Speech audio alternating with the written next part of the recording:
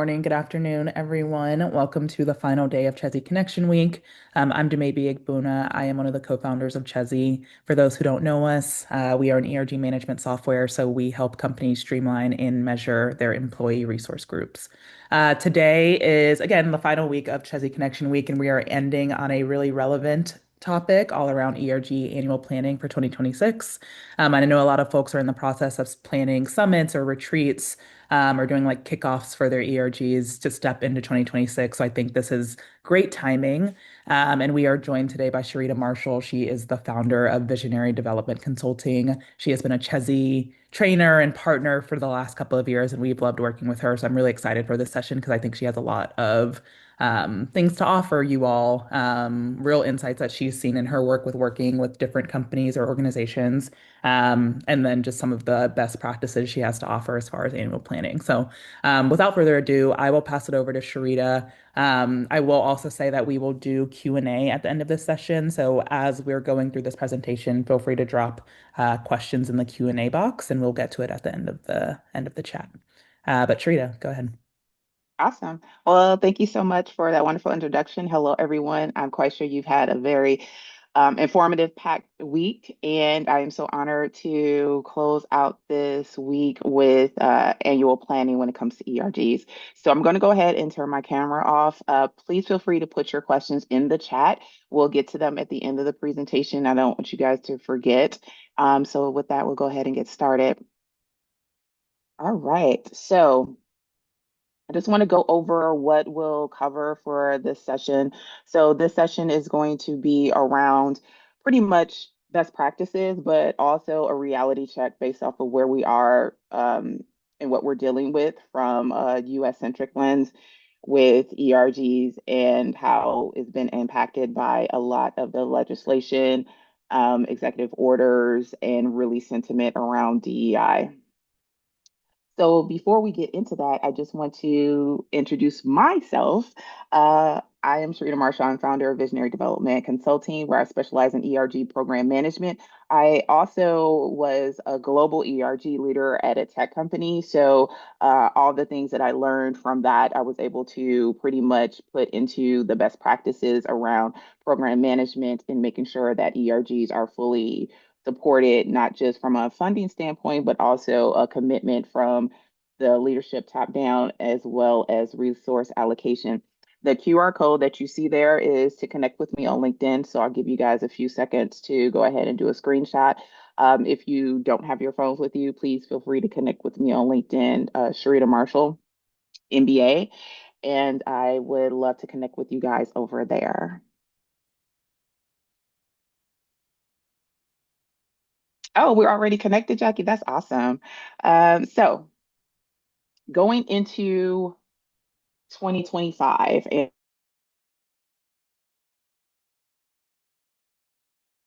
2025, but I think it's important to kind of reflect on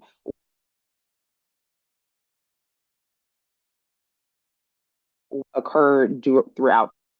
So when you think about annual planning, it's important to look at what worked this year, what grew. And this is just an example chart, and it just is a reflection of employee engagement and from the standpoint of events that you had. So this is a percentage check. So when you look at what you have done over 2025, it's important to see what did you put your efforts into? What did you measure? If you didn't measure anything, you have to grab those analytics now so that you can see what worked, what didn't work, and what you should be able to start doing. It also allows you to be able to look at what's consistent. Has it been sponsorship showing up? Has it been sponsor impact? Um, have they been MIA? Also, what has been engagement dips? It has it been around fatigue, burnout, budget, timing, all of those things, resource constraints. So whenever you get ready to go into your annual planning each year, it is important to do a recap of what has been done so far, what, like I said, what worked, what didn't work, and how you can move forward. So this chart, for an example, is just a breakdown of ERG member engagement and employee engagement with ERG events. So as you can see, there are members who are showing up, they're invested, employee engagement kind of dipped. Well, it was slow to start earlier this year. It dipped and then it came back up, and then it was a spike in July, and now it's dipped back down in August. So when you're looking at that, you need to say, okay, what were the dips from? What happened? Did we not have any events going on? Did people just not know about it? And then everybody participated in July because we gave enough leeway for it. We ramped it up. We had all the communications, and that's why it's working. So whenever you think about annual planning, always start with a recap so you can see what worked, what didn't work, what were you measuring, were you measuring the right thing, and then the overall impact of the things that you have done thus far. So now when we think about 2026, we need to figure out what is 2026 asking of us. And with everything going on around us, it's important to look at it from a holistic standpoint, looking at it from what does the business want from the ERG program, or do they not want anything because they don't think they can get anything? How are the ERG members impacted by the ERG program, by the organization, by their community outside of work? Is there a way to support our ERG members as well as our overall overarching team members? What is the sentiment from leadership going into 2026? You have to ask those questions. And even if, let's say, right now you don't have the business priorities or the things that the organization is going to focus on right now set in stone, it's still important to try to figure out what those things could possibly be, talking to leadership and understanding what their sentiment is around how we're going to support team members moving forward, given everything that we're dealing with, particularly in the US, and how that spills out globally. So, when we are able to take a look at our performance for the year thus far, we're able to look to see what was aligned and what wasn't aligned, because we want to be able to keep our program funded, supported, and protected. So, as you can see right now, a lot of budgets are very, very tight, if not almost non-existent for some organizations. Executive focus is very sharp. There's no almost no wiggle room or gray areas anymore. DEI language is under so much scrutiny and pressure in so many different places that you have to have conversations with HR and legal around how your program is set up, what you can and cannot say moving forward, just because, the organization, not for nothing, has to protect itself as best it can while still maintaining its support of its team members. But this doesn't mean that your work has to disappear, and it doesn't mean that you have to circumnavigate navigate what's going on in a way that kind of looks like erasure, even if it's not. So when you are talking to your leadership team and finding out what they care about, a lot of times it's still going to be related to what you have connected to before, and that would be retention of talent, especially reducing high turnover rates, because at this point it's costing more to find talent and keep talent than ever before. Having a culture of accountability and belonging and not just vibes. Yes, we want to measure impact, but we do also want to level set accountability, because people don't want to come into toxic environments, and we want to make sure that we're not just bringing people in to check a box. We are bringing people in to add to the culture, to develop the culture, and to make it more robust. And then how can we support environments that allow for innovation and insights? A lot of the times we are the consumers of some of the organizations that we work for. So how can we make sure that what they're putting out, how they're presenting products, shows up in a way that is representative of the community and the market that they're actually going after? And then creating trust and risk mitigation. So your people are your brand, and that reputation does come from the inside out. So how are we making sure that we are continuing to build and develop trust, not only internally, but also externally with the community and market that we do impact? So when we look at this translation, and then this is just something I just wanted to kind of just make very easy and simple. When the key business goals are related to these things, the translation is for you as the program manager, as the person who is over your ERGs or even the ERG lead, is how can your program show it positively impacts any of the things that your organization is focused on? And it's not that you have to impact all of them, but if you just impact one, how are you doing that? Being able to articulate that is what 2026 is asking of us, and we need to be prepared to answer.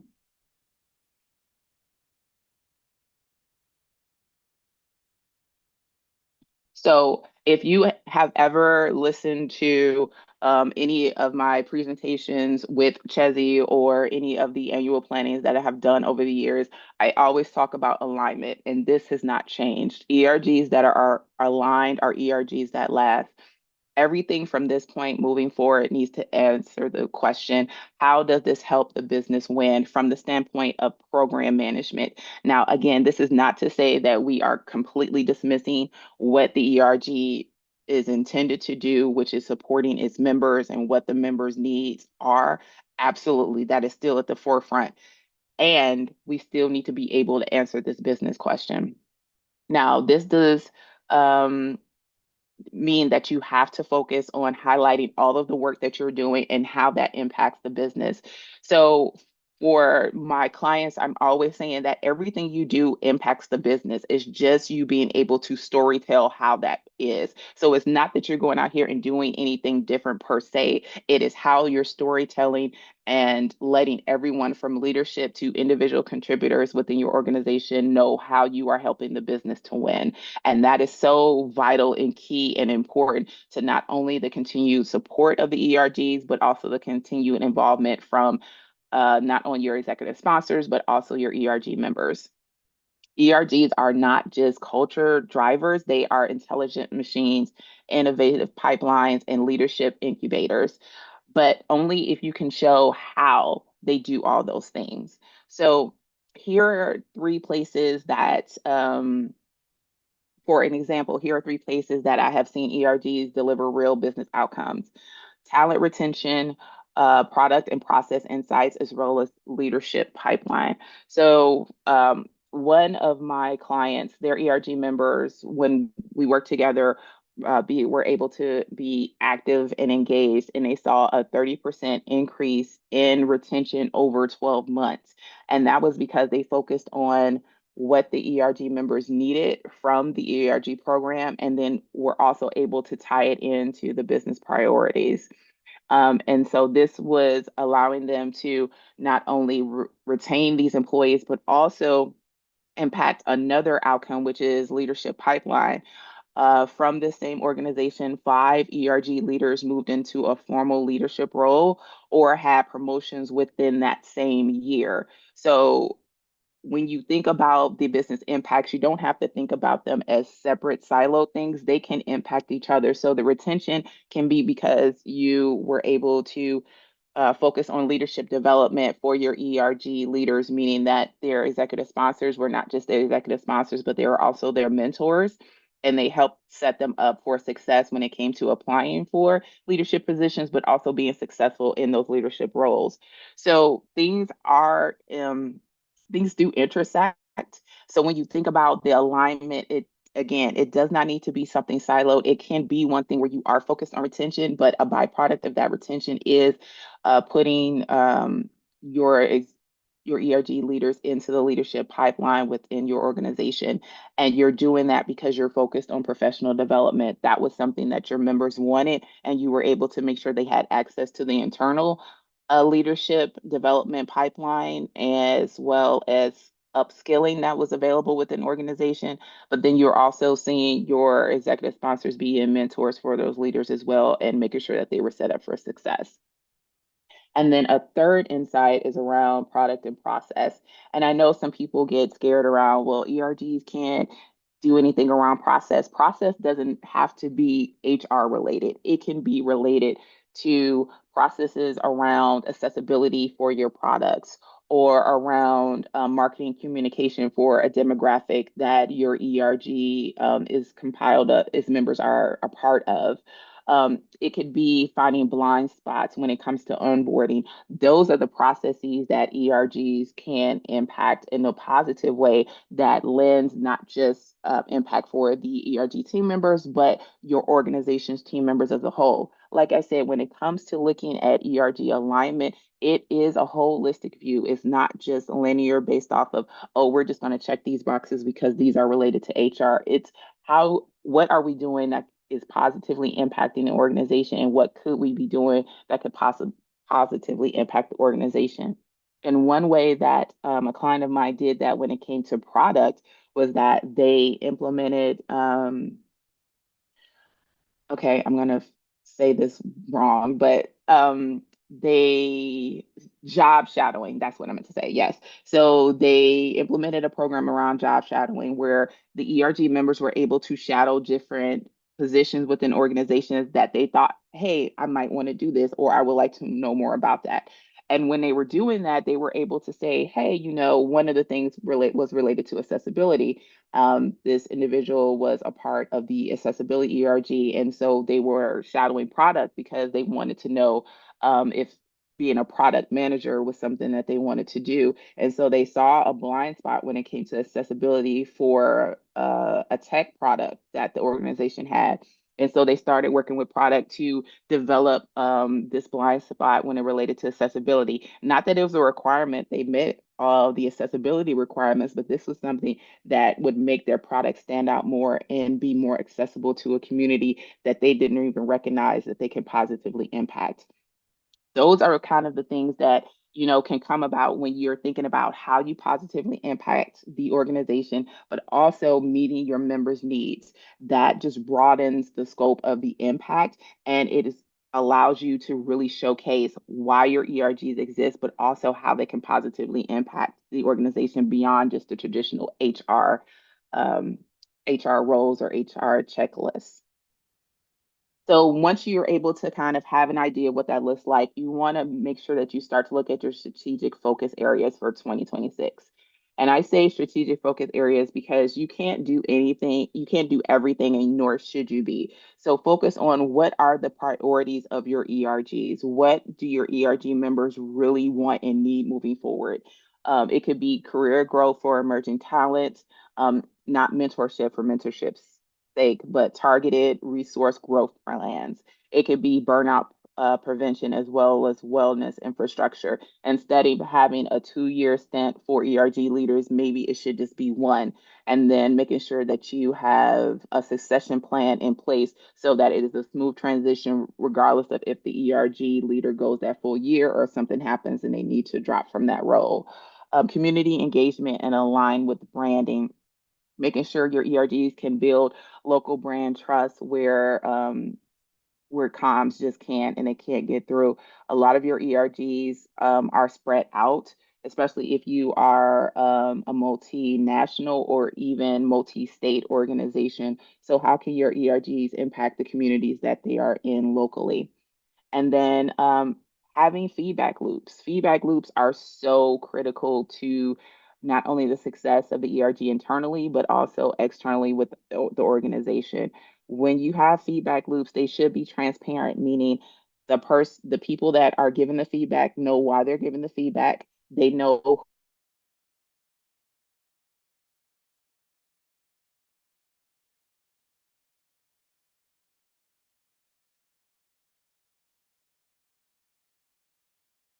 nobody ever knows what happens to any of the feedback that they have, and they just assume nothing.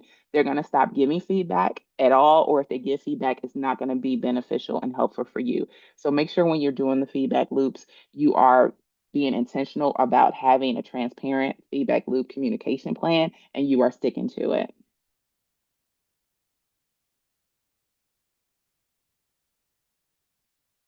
SMART goals. I know you guys know what SMART goals is, so I'm not going to go into detail about that. But this is where your strategy meets your execution. If you only take one message away from this particular slide, you should know that your goal is to survive a C-suite conversation, meaning that if you go to your executive team and your leadership, you should be able to say, here are our goals and here is why. And then they absolutely understand it. Or if they are asking questions, you are able to articulate those answers in a way that they understand. Because too often ERG goals sound like internal slogans, like empower the community, foster belonging. Those are all great and they have good intentions, but will they get buy-in, especially funding and resources? Not necessarily. They don't show results. You want to be able to show results. So you want to make sure that they're strategic, meaning that they directly tie to a business outcome or a leadership concern. So here are a couple of examples. A pilot ERG led mentorship across 3 departments by Q3. We're going to track 6 month retention of the mentees. This ties talent development, retention, and cross functional collaboration into a measurable effort. So the effort is we're going to track it around 6 months to see what the retention is. And this is what we're going to do. Partner with HR to host 2 quarterly feedback sessions focused on onboarding experience for underrepresented employees. So this is not just an event, this is a data capture. So we're going to say we're going to capture the data so that we can see where are our blind spots, where are our gaps, or what's working and what should we continue doing. This is an employee experience strategy that's also retention risk mitigation. So here are some contrasts that you want to avoid. Comparing things like increased member engagement through storytelling events. Yes, that sounds good. That's a lot of words, but what does it do? How can it connect to a core business objective? Who's accountable for the results? How you can refine it is that we are going to be looking to increase membership engagement, and we're going to do that by these events that center those unrepresented or those emerging talent voices. And we're going to be measuring the attendees, how their sentiment around the events, and if they would like more of those events to occur. The whole point around your SMART goals is that you want to build and refine and plan. So again, if you gave the goal that you have in mind to your CFO or your CHRO, would they fund it? Would they support it? Would they be able to see the impact that you're trying to convey to them? And if you can't answer yes, then you just need to sharpen it up. It doesn't mean you need to throw it out. You just need to make it a little bit sharper.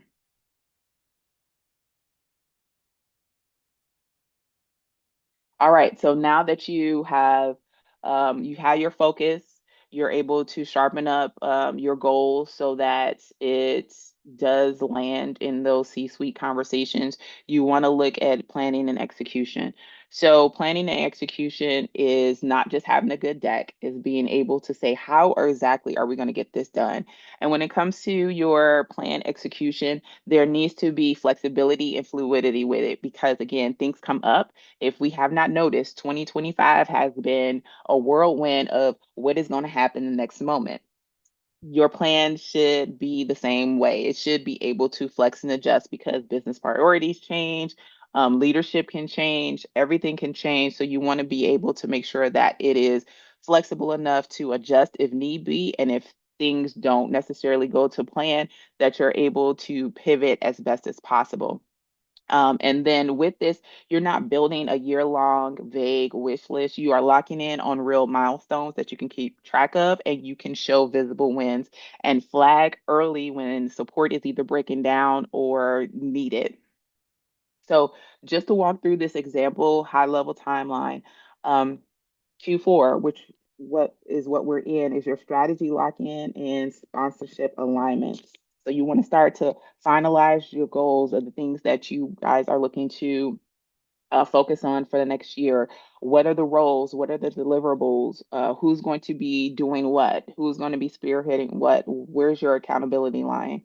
Getting clarity from leadership on what success looks like and how they'll support it. Here's the thing about when you're asking your leadership team around what success looks like. If they're telling you, hey, we're having this expectation that you're going to get us metrics or we're going to be able to see this, you have to make sure that you and follow up with, okay, we're going to need support from you in order to make that happen. They can't just give you these expectations and there's no support behind it. And it's not just saying, oh, yeah, we'll support it. It has to be resources. If necessary, it has to be funding.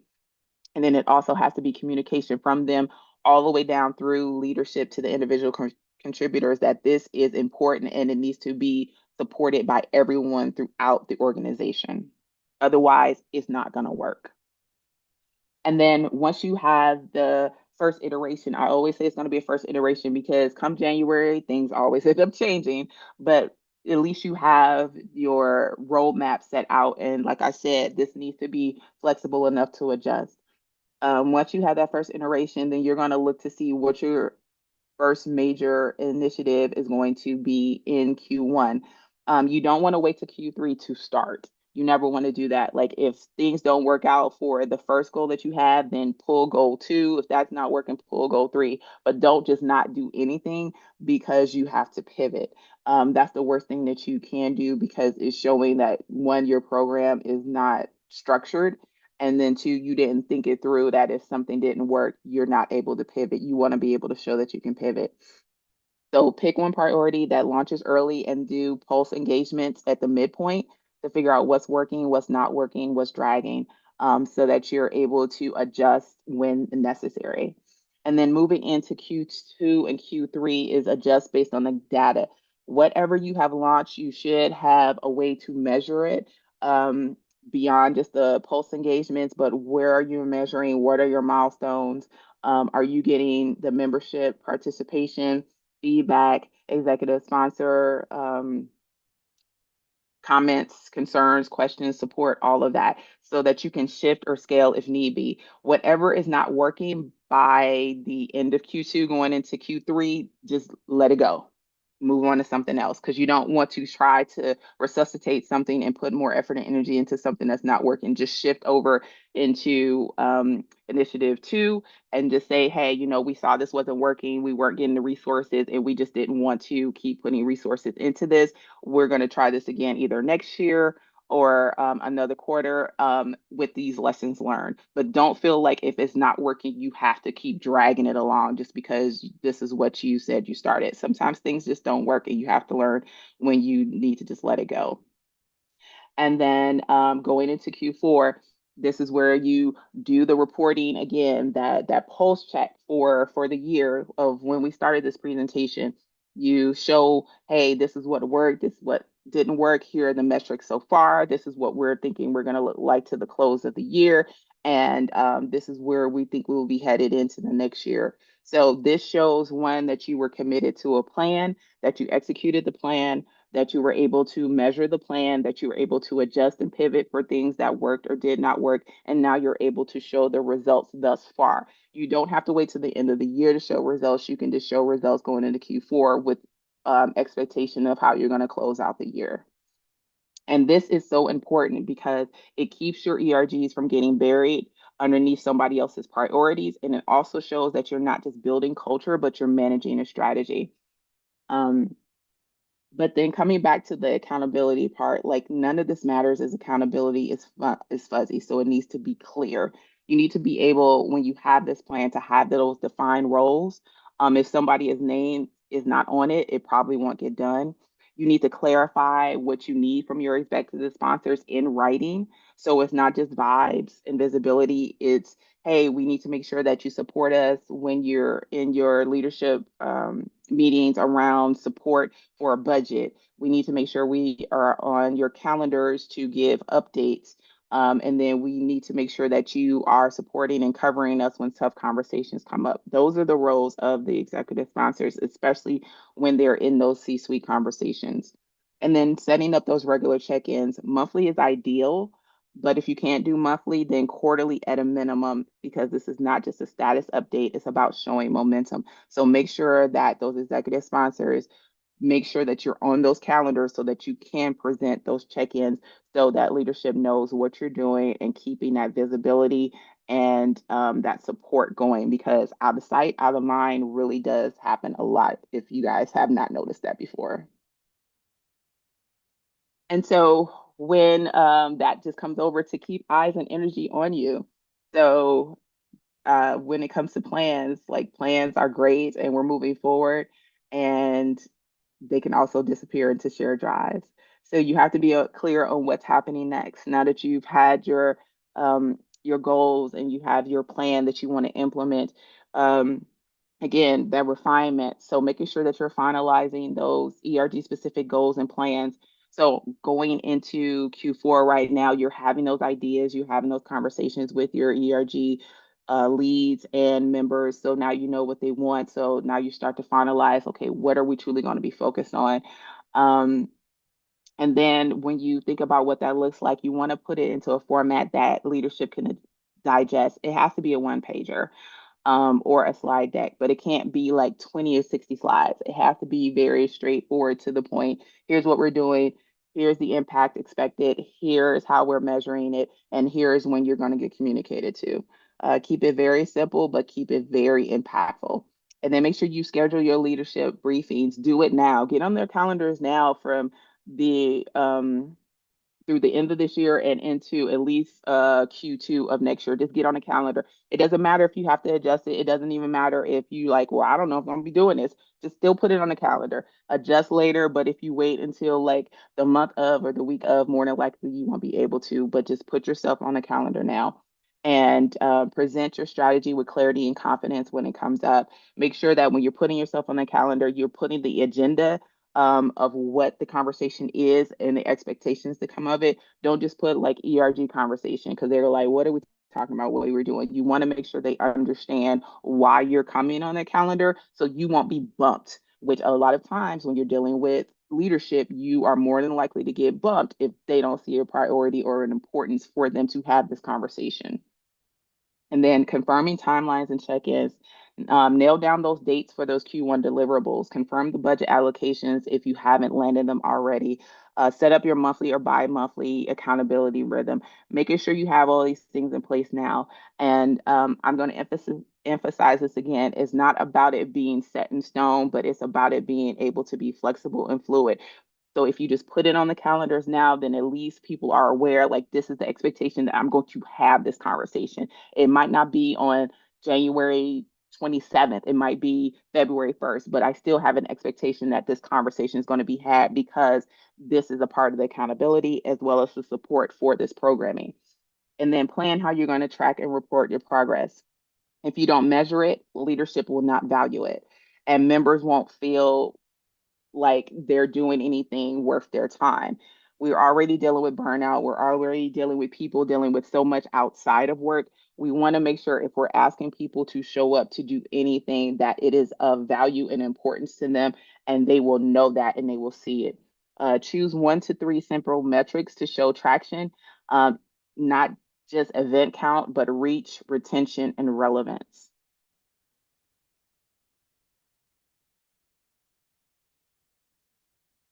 And now I am coming over to Q&A. I forgot that was the end. So yeah, so I want to open it up to Q&A now. I know I threw a lot at you, but I wanted you all to get the gist of how to set up yourself for success with annual planning. Awesome.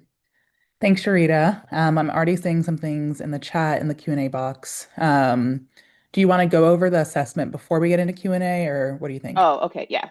So just really quickly, if you are ready to see where your gaps are and add them to your planning session, I invite you to take my free assessment. If you just snap that QR code, you can go ahead and take that free assessment and it'll tell you where all of your gaps are. So yeah, so Awesome. I'll just leave this up and then we can go straight into Q&A. Perfect. Couple questions in the chat. So our ERG usually just puts together internal reports that only our team and liaison see. What kind of end of year recap or update do you think would be interesting to share with members to keep them engaged and looking forward to next year? Definitely finding out what's important to them. So just sharing something with them and it's not relevant to them and they didn't know anything about it really is not impactful. And it's just kind of like them seeing, okay, y'all did stuff, but you know, I that really didn't impact us, or that's not what our concern was this year, and that didn't really do anything for us. So before you start to share things, make sure you understand, is it relevant to the audience you're sharing it to, whether it's the individual ERGs or leadership? Do they care about the information you're sharing? And if they do, are you sharing it in a way that shows like, hey, this is what we were focused on. These are the results from that focus. And this is what we're thinking about continuing on or doing next year. Does this align with you? Does this impact you? Is this something that you can support and be behind moving forward? Again, going back to that relevancy and alignment, if you're not aligned with your ERG members nor your executive team, it doesn't matter the information you share with them. They don't care. All right. Would Next. that answer the question? I want to Yeah. make sure that I gave them that. I want to make sure I gave them the information they wanted. If you have additional context to add, feel free to add that to the chat, but I think you answered it. Next Okay. question is, historically, annual planning for our ERGs have been fairly loose with broad goals and lack of tools to measure the success. We are excited to launch Chezi at our organization to help with that. However, we've heard feedback from some of our ERG leaders that these new strategic changes are too formal and it's killing the fun from being a leader. What are some ways to communicate why we need this information and goals up front from our ERGs without it feeling like additional work? Okay. So it goes back to that alignment. Are the goals that you have set for your ERG leaders aligned with one, the impact that you're trying to present to the business, but also the goals that the ERGs want and the members want? So let's just say one of your goals is relation to leadership pipeline, and your members want more professional development opportunities. You can say to your leadership, hey, we are giving you guys, or we're going to be able to give you guys opportunities to be in the leadership development programming that's only reserved for X, Y, and Z. But because you are ERG leaders and our impact and our focus is around supporting our leadership pipeline, you guys have access to that now. But in order to keep that access and make sure that you have support, not just throughout this programming, but also having executive sponsors be your sponsor when it comes to your promotional and professional development, we need to show impact. So we need to start measuring and being able to tell leadership like, hey, because we implemented this program, we had 3 ERG leads that were able to go through the pipeline, able to upskill, and able to be presented and ready for promotion. So again, it has to show alignment, and it has to show, not for nothing, what's in it for us to do this. If you can't get them there, then they will still continue to push back and be like, okay, this is not fun anymore. This is not impacting me. You're just giving me more work, and I don't see anything out of it for me but more work. Okay. Next question. What do you see as best practice for capturing data on members' promotion or advancement opportunities throughout the year? Definitely having a feedback communication loop around either upskilling and or promotion and leadership development. Seeing where are people looking or getting those promotion opportunities, seeing how if any of your programming or initiatives have supported professional development and impacted them in any way to maybe even let them consider either going into leadership or being set up for success for leaders, talking to them and seeing like, hey, did the executive sponsors help impact that in any way? Were the job sharing or job shadowing project that we implemented, did that impact that? So being able to look to see what you have done, if anything that you have done has contributed to that. So again, it still comes back to that alignment. You have to show what you're doing is impacting this and how, because sometimes you don't even know or realize it, but when you have those feedback plans, then you're able to capture that information and put two and two together. Do all the ERGs need the same impact goals? For example, faith-based ERGs compared to neurodiversity or Black employee ERGs? What you do can be different, but how you impact should be the same. So let's just say the professional development, that's the overarching impact that you're going to make. But the black ERGs, they have a job shadowing initiative project. The faith-based ones have mentorship initiative project. So they have different projects or different things that they're working on, but the goal is still the same, is to impact that leadership pipeline.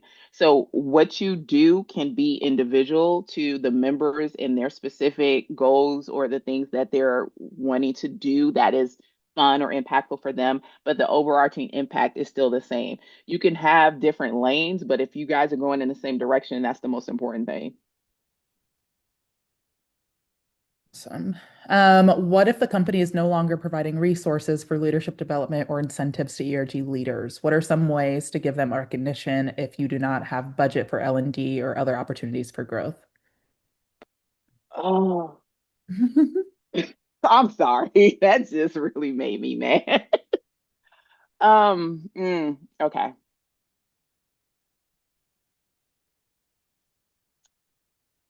The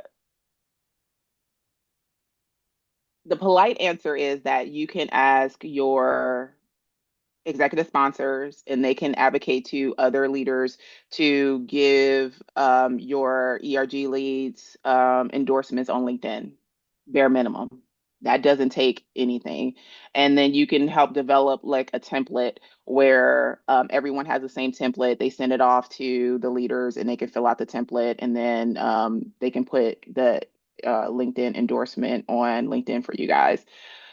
Um, Honest answer, I don't like the fact that there's an expectation of work with absolutely no support behind it. I don't think people should work for free or absolutely nothing. That does piss me off. And I don't recommend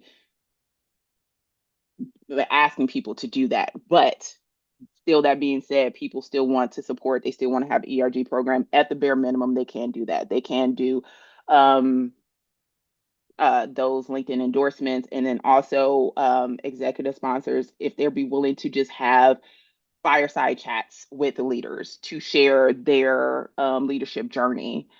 Being able to do that. A lot of times people like talking about themselves, so they'll be more encouraged to talk about themselves and it not feeling a way like, okay, we're trying to get something from them. We're giving you a platform to talk about how great you are. So that's another way to do that.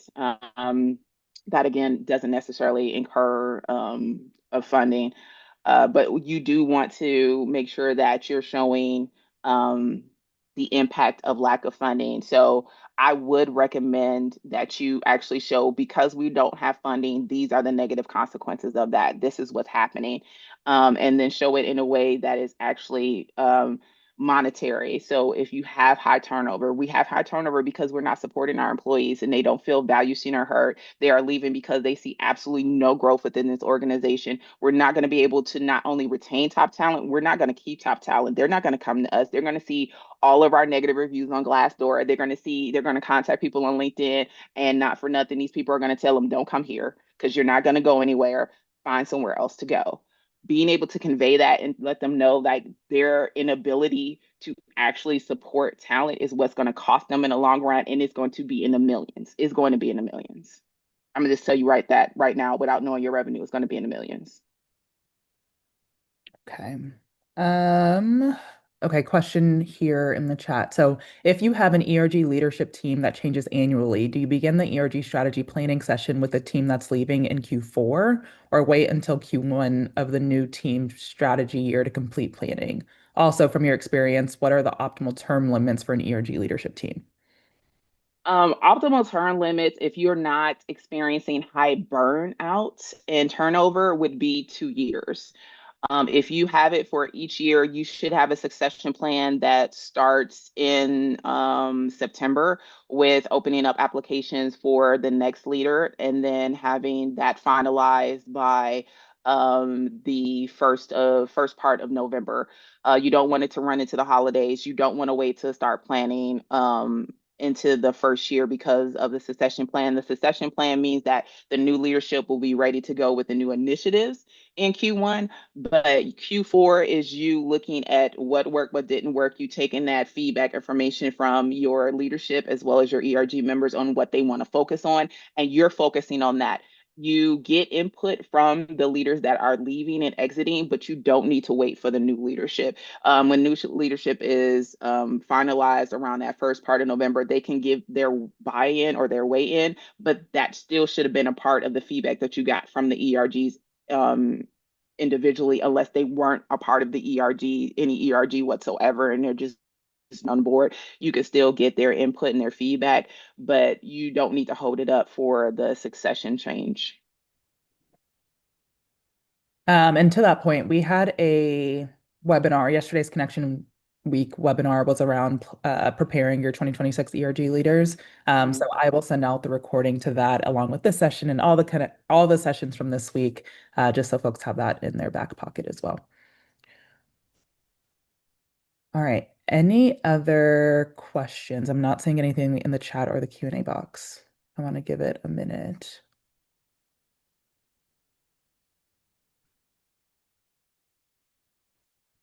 I think my screen is frozen. All right.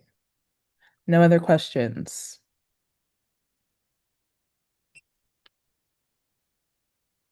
Awesome. Well, Sharita, thank you so much for being a part of Chesney Connection Week and for being such a great partner the last couple of years. I think this was a really impactful session, and just kind of judging from the comments, it seems like the folks in the audience agree. And then to our audience, thank you so much for joining. We will, as I said, send over the recordings for all the sessions as well as the decks next week, so you all can have it in your back pocket as you go into planning for 2026. But thank you so much and have a great weekend, all. Yes, thank you all. And please remember to connect with me if we're not already connected on LinkedIn. I look forward to talking to you guys again. Cool. Thanks, y'all. Bye. Thanks. Bye.